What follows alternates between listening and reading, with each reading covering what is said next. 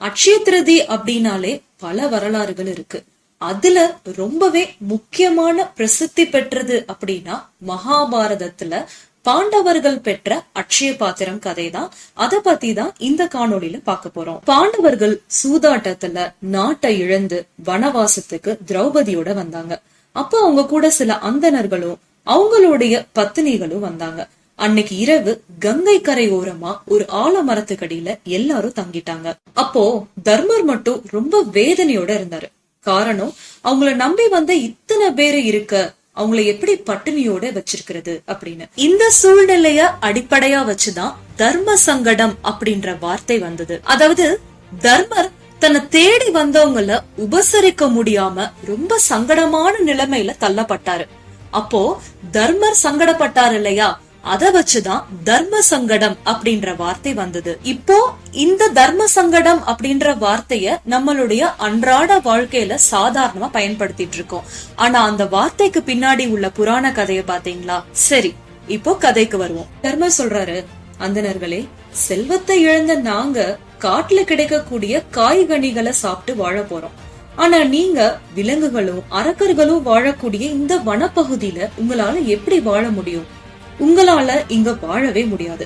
தயவு செஞ்சு நாட்டுக்கு திரும்பி போங்க அப்படின்னு பணிவோட கேட்டுக்கிட்டாரு. அதுக்கு அந்தணர்கள் சொல்றாங்க, தர்மரே, எங்களை பத்தி நீங்க கவலைப்பட வேணாம். உங்களுக்கு நாங்க என்னைக்கும் பாரமா இருக்க மாட்டோம். உங்களுடைய நன்மைக்காக பிரார்த்தனை செய்வோம். எங்களுக்கு தேவையான உணவை நாங்களே தேடிப்போம். மனசுக்கு இனிமையான நல்ல விஷயங்களையும் கதைகளையும் பேசிட்டு பொழுத நல்ல முறையில கழிப்போம் அப்படின்னு அன்போட சொன்னாங்க. ஆனா அந்தணர்கள் சொன்ன மாதிரி அது நிறைய நாள் நீடிக்கல. கொஞ்ச நாள்லயே அவங்க வறுமையில வாட ஆரம்பிச்சாங்க. காய்கனிகளை தேடினாலும் அவங்களுக்கு சாப்பாடு கிடைக்காத சூழ்நிலை உருவாச்சு. தர்மருக்கும் அவங்க கூட இருந்த சகோதரர்களுக்கும் திரௌபதிக்கும் ரொம்பவே மனவேதனை அழிச்சுது. பாண்டவர்கள் இந்த இடத்துலதான் இருக்காங்கன்னு தெரிஞ்சு மற்ற முனிவர்களும் மக்களும் கூட அவங்கள பாக்குறதுக்கு அடிக்கடி வந்தாங்க.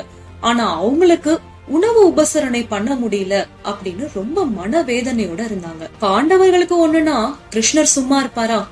அந்த நேரத்துல அவங்க கிருஷ்ணரை நினைச்சு பிரார்த்தனை செஞ்சாங்க. கிருஷ்ணர் அந்த இடத்துக்கு வந்தாரு. அதுக்கு என்ன செய்யணும் அப்படின்ற வழிமுறையும் சொல்லி கொடுத்தாரு. கிருஷ்ணர் சொல்றாரு, தர்மா, இந்த நதியில நீ இறங்கு. கழுத்தளவு நீர்ல நின்னு சூரிய பகவான பக்தியோட பிரார்த்தனை பண்ணு.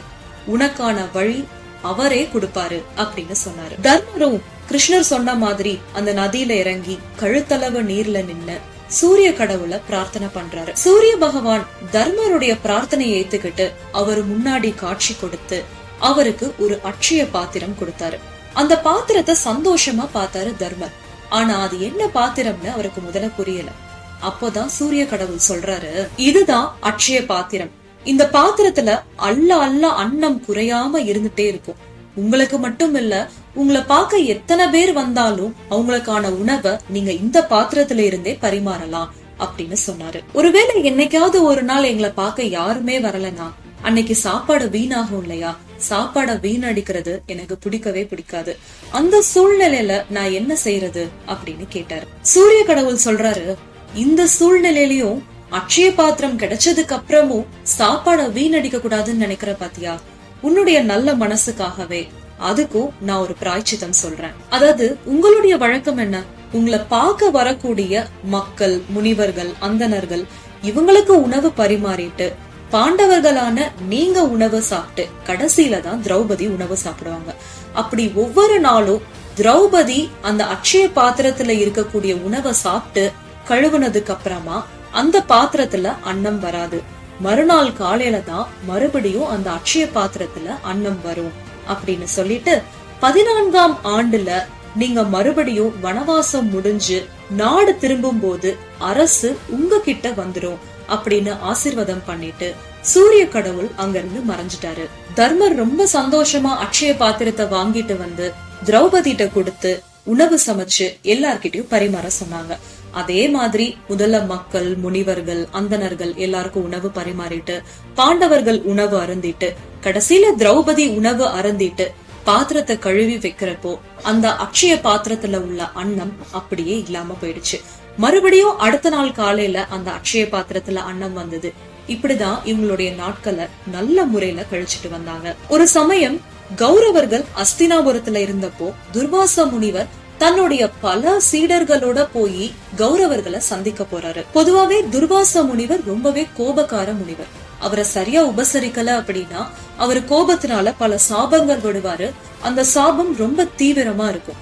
அதுக்கு பயந்துட்டே துர்வாச முனிவரை நல்லபடியா உபசரிப்பாங்க. அதே மாதிரிதான் கௌரவர்களும் தன்னை தேடி வந்த துர்வாச முனிவருக்கு நல்ல உடை, உணவு, இருக்க இடம் கொடுத்து நல்ல உபசரிப்பு கொடுத்தாங்க. கொஞ்ச நாள் தங்கியிருந்த துர்வாச முனிவர் அஸ்தினாபுரத்துல இருந்து கிளம்பும் போது கௌரவர்கள் கிட்ட சொல்றாரு, நான் ரொம்பவே இங்க சந்தோஷமா இருந்தேன், நான் சந்தோஷமா இங்க இருந்து கிளம்புறேன்.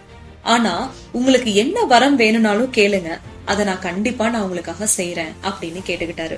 எந்த சூழ்நிலையிலயும் பாண்டவர்களுக்கு கெடுதல் பண்ணணும் அப்படின்னு தொடர்ந்து நினைச்சிட்டே இருப்பாங்க. அதனால இந்த சூழ்நிலையிலயும் கௌரவர்கள் பயன்படுத்திக்க நினைச்சாங்க.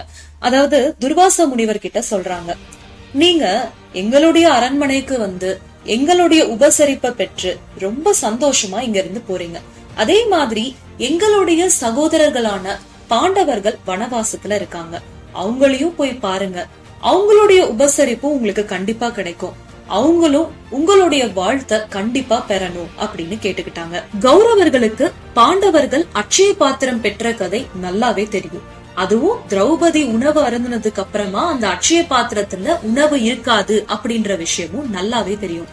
அதனால கௌரவர்கள் என்ன பண்ணாங்க தெரியுமா, துர்வாச முனிவரை இரவு நேரத்துல அந்த இடத்துக்கு போற மாதிரி ஏற்பாடு செஞ்சாங்க. அதுக்கான பரிவாரங்களையும் கௌரவர்களே துர்வாச முனிவருக்கு கொடுத்தாங்க.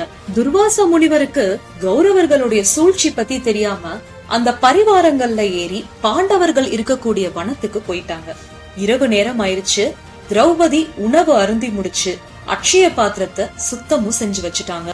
அந்த நேரத்துலதான் துர்வாச முனிவர் தன்னுடைய சீடர்கள் நிறைய பேரோட சேர்ந்து அந்த வனத்துக்கு போயிருந்தாரு. பாண்டவர்கள் அத்தனை பேரும் ரொம்ப சந்தோஷமா வரவேற்றாங்க. ஆனா திரௌபதி திடுக்கிட்டு போனாங்க. ஏன்னா அட்சய பாத்திரத்தை சுத்தம் செஞ்சாச்சு, துர்வாச முனிவருக்கு உணவு உபசரிப்பு செய்ய முடியாது, ஏற்கனவே வனவாசத்துல கஷ்டப்பட்டுட்டு இருக்கோம், இனி துர்வாச முனிவருடைய சாபம் கிடைச்சதுன்னா இன்னும் என்னென்ன அனுபவிக்க போறோமோ அப்படின்னு கலங்கி போய் நின்னாங்க. பாண்டவர்களுக்கு இங்க திரௌபதி அட்சய பாத்திரத்தை சுத்தம் செஞ்சது தெரியாததுனால துர்வாச முனிவரையும் அவருடைய சீடர்களையும் கண்டிப்பா அன்னைக்கு இரவு அங்கதான் உணவு உண்ணணும் அப்படின்னு கேட்டுக்கிட்டாங்க. துர்வாச முனிவரும் சரின்னு ஒத்துக்கிட்டாரு. இத கேட்ட திரௌபதிக்கு கலக்கம் இன்னும் அதிகமாச்சு. ஏன்னா அட்சய பாத்திரத்துல உணவே இல்ல. துர்வாச முனிவர் சொன்னாரு, நான் இவ்ளோ நாள் அஸ்தினாபுரத்துல இருந்து கௌரவர்களுடைய உபசரிப்ப சந்தோஷமா வாங்கிக்கிட்டேன், இப்போ உங்களுடைய உபசரிப்புக்காக வந்திருக்கேன், கண்டிப்பா வாங்கிக்குவேன். அதுக்கு முன்னாடி நானும் என்னுடைய சீடர்களும் பக்கத்துல உள்ள நதியில நீராடிட்டு வரோம், திரௌபதி அதுக்குள்ள சமையல தயார் பண்ணி வைக்கட்டும் அப்படின்னு சொல்லிட்டு போனாரு. பாண்டவர்களும் திரௌபதியும் தங்களுக்கு ஒரு நெருக்கடினா கண்டிப்பா கிருஷ்ணர்கிட்ட தான் கேட்பாங்க. அதே மாதிரி ரொம்ப கலக்கத்தோட இருந்த திரௌபதி கிருஷ்ணரை வேண்டுனாங்க. அந்த இடத்துக்கு கிருஷ்ணர் வந்தாரு. கிருஷ்ணர் கிட்ட நடந்த விஷயத்த சொல்லி ரொம்பவே அழுது புலம்புனாங்க. இத கேட்டுட்டு கிருஷ்ணர் சொல்றாரு, எனக்கும் ரொம்ப பசியா இருக்கு, எனக்கும் கொஞ்சம் சாப்பாடு கொண்டு வாயேன் அப்படின்னு கேட்டாரு. இத கேட்டுட்டு திரௌபதிக்கு இன்னும் வேதனையா போச்சு. நானே என்னுடைய வேதனைய உங்ககிட்ட சொல்லிட்டு இருக்கேன், நீங்களும் உணவு கேட்டா அந்த உணவுக்கு நான் என்ன பண்றது அப்படின்னு அழுதுட்டு அந்த அட்சய பாத்திரத்துல சாப்பாடே இல்ல அப்படின்றத எடுத்து காமிச்சாங்க. கிருஷ்ணர் சொல்றாரு, எனக்கு ஒரு வாழை இலைய எடுத்துட்டு வா, நான் அதுலதான் சாப்பிட போறேன் அப்படின்னு சொன்னாரு. திரௌபதிக்கு ஒண்ணும் புரியல, இதுலதான் சாப்பாடே இல்லையே, நீங்க எப்படி சாப்பிடுவீங்க அப்படின்னு கேட்க கிருஷ்ணர் சொல்றாரு, நான் சொல்றேன்ல, வாழை இலைய எடுத்துட்டு வா, நான் இப்போ இந்த அட்சய பாத்திரத்துல உள்ள சாப்பாடை தான் சாப்பிட போறேன் அப்படின்னு சொன்னாரு. திரௌபதிக்கு புரியல, இருந்தாலும் அந்த வாழை இலைய எடுத்துட்டு வந்தாங்க. அட்சய பாத்திரத்தை பக்கத்துல கொண்டு வந்து வச்சாங்க. அந்த அட்சய பாத்திரத்துல ஒரே ஒரு பருக்க மட்டும் இருந்தது. இத பார்த்து கிருஷ்ணர் சொல்றாரு, இந்த அட்சய பாத்திரத்துலதான் ஒரே ஒரு பருக்க சாதம் இருக்கே, இது போதும் எனக்கு அப்படின்னு சொன்னாரு. திரௌபதி கேக்குறாங்க, ஒரு பருக்க சாதம் எப்படி பத்தும் உங்களுக்கு அப்படின்னு கேட்டாங்க. கிருஷ்ணர் சொல்றாரு, இந்த உலகத்துல ஒவ்வொரு அரிசியும் விளையும் போது இந்த அரிசி இன்னாருக்கு அப்படின்னு எழுதியிருக்கும், அதை உணர்த்ததான் இந்த பருக்கை, இந்த அட்சய பாத்திரத்துல உள்ள இந்த பருக்கை எனக்குன்னு எழுதிருக்கு, அத சாப்பிடதான் நான் இங்க வந்தேன் அப்படின்னு அந்த ஒரு பருக்கை சாதத்தை எடுத்து கிருஷ்ணர் சாப்பிட்டாரு. கிருஷ்ணர் அந்த ஒற்றை பருக்கை அரிசிய சாப்பிட்டுட்டு திரௌபதிட்ட நன்றி சொல்லிட்டு, எனக்கு வயிறு நிறைஞ்சிருச்சு, இந்த முழு பிரபஞ்சத்தினுடைய பசியும் ஆறிருச்சு அப்படின்னு சொன்னாரு. அந்த சமயத்துல துர்வாச முனிவரும் அவருடைய சீடர்களும் நீராடிட்டு இருந்தாங்க இல்லையா, அவங்களுடைய வயிற்று பசியும் நிரம்பிருச்சு. துர்வாச முனிவருக்கும் அவருடைய சீடர்களுக்கும் இப்ப பசியே இல்ல. உடனே பாண்டவர்கள் இருக்கக்கூடிய குடிலுக்கு வந்து அங்க சொல்றாங்க, நாங்க பயங்கர பசியோட வந்தோம், ஆனா எங்களுக்கு இப்ப பசியே இல்ல, அதனால எங்களுக்கு இப்ப உணவு வேணாம் அப்படின்னு திரௌபதிக்கும் பாண்டவர்களுக்கும் ஆசீர்வாதம் பண்ணிட்டு அங்க இருந்து கிளம்பிட்டாரு. அப்போதான் திரௌபதிக்கு புரிஞ்சுது, கிருஷ்ணர் சாப்பிட்ட அந்த ஒரு பருக்கை சாதம் மனிதர்களுடைய இத்தனை பேருடைய பசியும் போக்கிருச்சு அப்படின்றத புரிஞ்சுக்கிட்டாங்க. உணவே இல்லாம வருத்தத்துல இருந்த திரௌபதிக்கு கிருஷ்ணர் ஒரு பருக்கை சாதம் மூலமா அத்தனை பேருடைய பசியும் போக்கிட்டாரு. அதனால அட்சய திருதியை அன்னைக்கு நம்மளால முடிந்த அளவு தானம் செய்யணுமே தவிர தங்கம் வெள்ளிய வாங்கி வீட்டுல பூட்டி வைக்க கூடாது. கண்டிப்பா அப்போ நன்மைகள் வராது. தான தர்மங்கள் செஞ்சாதான் நன்மைகள் கிடைக்கும். அட்சய திருதியை அன்னைக்கு என்ன செய்யணும் அப்படின்றத தொடர்ந்து பார்க்கலாம். அன்றைய தினத்துல நம்மளுடைய முதல் செலவு அப்படின்னா மஞ்சள் வாங்கணும், உப்பு வாங்கணும். இது ரெண்டையும் வாங்கி பூஜை அறையில வச்சு வழிபாடு செஞ்சாலே அதுக்கான சுபீட்சம் கண்டிப்பா கிடைக்கும். இந்த அட்சய திருதியை அப்படின்றது கோடை காலத்துல வெப்பம் அதிகமா இருக்கக்கூடிய நாட்கள்ல வரும். அதனால அன்னைக்கு குடை, பானகம், நீர், மோர், விசிறி இதெல்லாம் தானம் செஞ்சா கூடுதல் நன்மை கிடைக்கும். குறிப்பா தண்ணீர் நிறைந்த குடத்தை கொடுத்தோம்னா அழியாத செல்வம் கிடைக்கும். நோயால அவதிப்படுறவங்களுக்கு மருத்துவ உதவியும், கிழிந்த ஆடை இருக்கிறவங்களுக்கு நல்ல ஆடையும் கொடுக்கலாம். தயிர் சாதம் தானம் கொடுத்தோம் அப்படின்னா நீண்ட ஆயுள் கிடைக்கும். இனிப்பு பொருட்கள் தானம் தந்தா திருமண தடை நீங்கும்.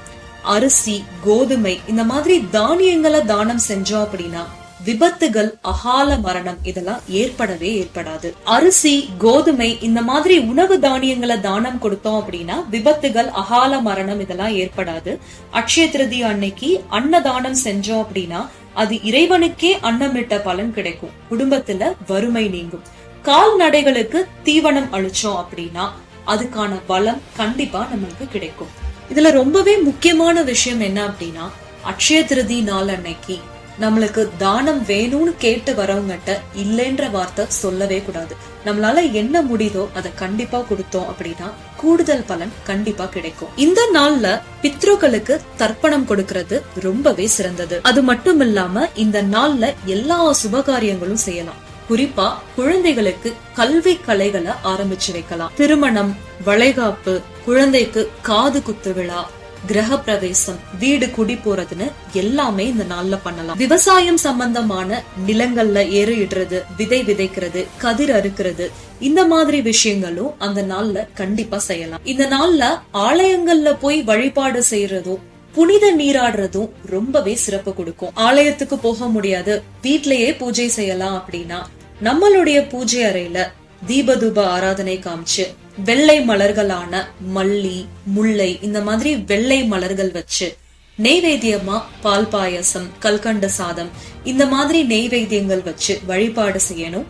சாமி படங்களுக்கு மகாலட்சுமி, மகாவிஷ்ணு படங்களும் அன்னபூரணி படத்தையும் வச்சு பூஜை செஞ்சோம் அப்படின்னா கூடுதல் பலன் கண்டிப்பா கிடைக்கும். இவ்ளோ நன்மைகள் நிறைந்த இந்த அட்சய திருதியை 2023 ஆண்டு ஏப்ரல் 23 வருது. அனைவருக்கும் எல்லா செல்வமும் வளமும் கிடைக்கணும் அப்படின்னு இறைவனின் பிரார்த்தனையோட இந்த காணொளி நிறைவு பெறுகிறது. மீண்டும் மற்றொரு காணொளியில் கதைப்போமா? நன்றி, வணக்கம்.